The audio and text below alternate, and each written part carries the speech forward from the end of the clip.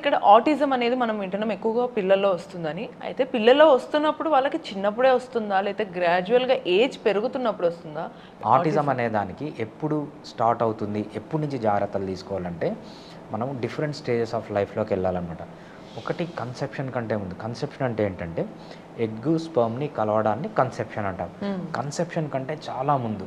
For example స్టూడెంట్‌గా ఉన్నప్పుడు, లేకపోతే మెన్ డేటింగ్ చేసేటప్పుడు, ఇంకా వాళ్ళకు మ్యారేజ్ కానప్పుడు, మ్యారేజ్ థాటే లేనప్పుడు, అప్పటి నుంచి కూడా జాగ్రత్తలు తీసుకోవాలన్నమాట. ఎందుకు అప్పటి ఓకే. నుంచి జాగ్రత్తలు తీసుకోవాలంటే, సో మన హ్యూమన్ బాడీ తీసుకున్నప్పుడు మేల్ కానీ ఫీమేల్ కానీ జర్మ్ సెల్స్ అంటామన్నమాట. జర్మ్ సెల్ అంటే ఏంటంటే మనకు ఎండోడమ్, మీసోడమ్, ఎక్టోడమ్ అని మన జైగోట్ ఉంటుంది కదా, పిండంలో ఉంటుంది కదా, 3 లేయర్స్ ఉంటాయి.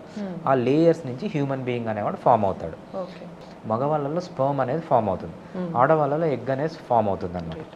ఎప్పుడైతే మీ అలవాట్లు సరిగ్గా ఉండవో, ఫర్ ఎగ్జాంపుల్ మీరు స్టూడెంట్గా ఉన్నప్పుడు, లేకపోతే మీ మ్యారేజ్ కంటే ముందు ఆల్కహాల్ తీసుకోవడం కానీ, స్మోకింగ్ చేయడం కానీ, డ్రగ్స్ తీసుకోవడం కానీ, కొన్ని కెమికల్స్ వాడడం కానీ, కొన్ని మెడిసిన్స్ వాడడం కానీ, లేకపోతే ఎక్కువ స్ట్రెస్లో ఉండడం కానీ, లేకపోతే డిలేడ్ పేరెంటల్ ఏజ్ అంటే ఎక్కువ చాలా లాంగ్ ఏజ్ గ్యాప్ తీసుకోవడం. తర్వాత 40స్లోనే 50స్లోనే పిల్లలు పుట్టడం.